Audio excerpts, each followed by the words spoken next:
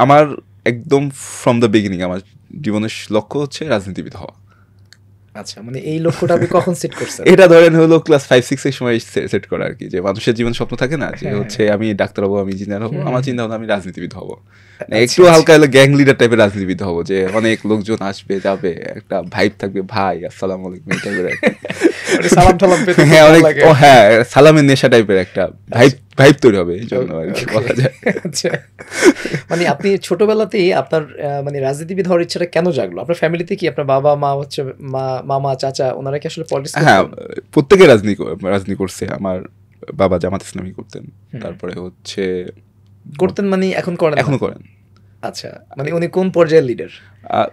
এটা হচ্ছে আপনার লিডার না, স্থানীয় কিছু অতি উৎসাহী থাকে ওই রকম বলা যায় আর কি।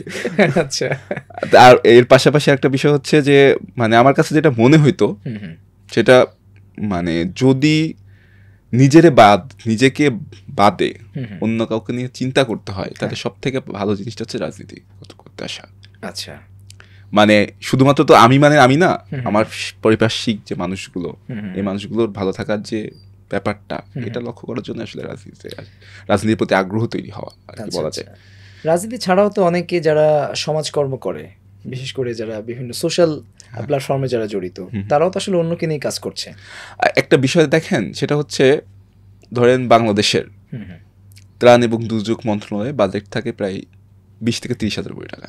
আচ্ছা, আর প্রত্যেকটা বন্যার সময় আমরা আমাদের যারা সোশ্যাল অ্যাক্টিভিস্ট যাদেরকে আমরা বলি, এরা হচ্ছে মোটামুটি 2-3 কোটি টাকা হচ্ছে ওই যে ফান্ড তোলে, ওটা খরচ করার জন্য যায়। আচ্ছা, একজন রাজনীতিবিদ যদি ঠিকমতো পলিসি তৈরি করতে পারে তো 20-30 হাজার কোটি টাকা দিয়ে বন্যা নিয়ন্ত্রণের মতো ক্ষমতা তার হাতে যায়, যেখানে কোনো অপচয় হবে না, ঠিকমতো প্রত্যেকের কাছে যাবে। আচ্ছা, বাংলাদেশের যে সরকারি যে রিসোর্সগুলো কিংবা বাংলাদেশের যে পারিপার্শ্বিক যে রিসোর্সগুলো, এইগুলো মেনটেনের জন্য আসলে রাজনীতিবিদে আলটিমেটলি পারবে।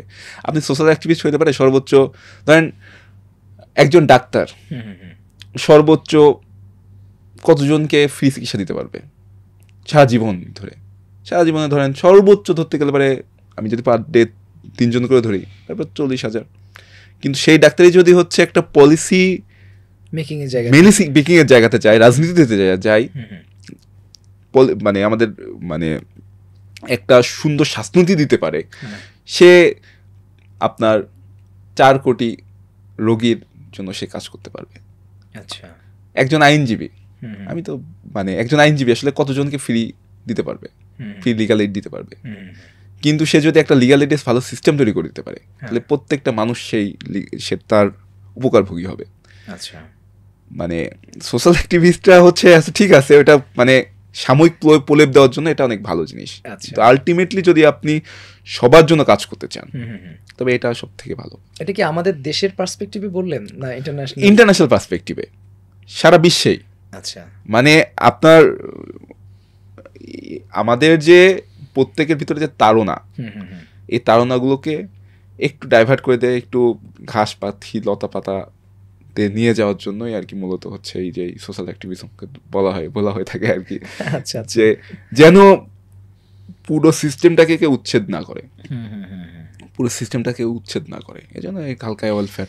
আচ্ছা, আপনার স্কুল এবং কলেজ যেটা, সেটা কি মাদ্রাসায় ছিল না? আমার স্কুল মাদ্রাসা ছিল, কলেজ ছিল আর কি। আচ্ছা আচ্ছা, এরপরে আপনি 15-16 সেশনে ঢাকা বিশ্ববিদ্যালয়ে ভর্তি হয়েছেন, এখন তো আপনার মাস্টার্স শেষ সম্ভবত? মাস্টার্স শেষ। ওকে, আপনি যেহেতু ছোটবেলা থেকে রাজনীতি করতে চেয়েছেন, নিশ্চয়ই বিশ্ববিদ্যালয়ে এসে রাজনীতির সাথে জড়িত ছিলেন। হ্যাঁ। কোন রাজনীতির সাথে জড়িত? আমি মানে শুধুমাত্র ছাত্রলীগ এবং ছাত্র ইউনিয়ন বাদে আমি সবকটা রাজনৈতিক দল করছি। এটা কি বিশ্ববিদ্যালয় লাইফে বলা যায় এবং সারা জীবন ধরে বলা যায়। মানে আমি হচ্ছে সমাজতান্ত্রিক ছাত্র ফ্রন্ট করছি, বিপ্লবী ছাত্র যুব আন্দোলন করছি, জাতীয় ছাত্র দলের সাথে কিছুদিন কাজ করছি এমনিতে, মানে মোটামুটি, এবং ছাত্র অধিকার পরিষদের সাথে তখন যথেষ্ট হেল্প করছি, এবং আমি ফ্রিল্যান্স অ্যাক্টিভিস্ট হিসেবে কাজ করছি আর কি বলা যায়। আমি জাস্ট বোঝার চেষ্টা করছি যে মানে আসলে আমি যে রাজনীতিটা খুঁজতেছি এই রাজনীতির সাথে আসলে সবচেয়ে ভালো অ্যালাইন করে কে। এরপরে এখন জুলাই গণঅভ্যুত্থানের পরে যখন এনসিপি তৈরি হলো তখন, মানে শিবির কি এর আগে করেন নাই? শিবির আপনার হচ্ছে স্কুল কলেজে করছি। আচ্ছা, স্কুল কলেজে করছি। তখন শিবিরে কি ছিলেন? আমি হলো সদস্য প্রার্থী ছিলাম, একদম মানে লাস্ট যে প্রশ্নপত্র পেয়েছিলাম আর কি। আচ্ছা।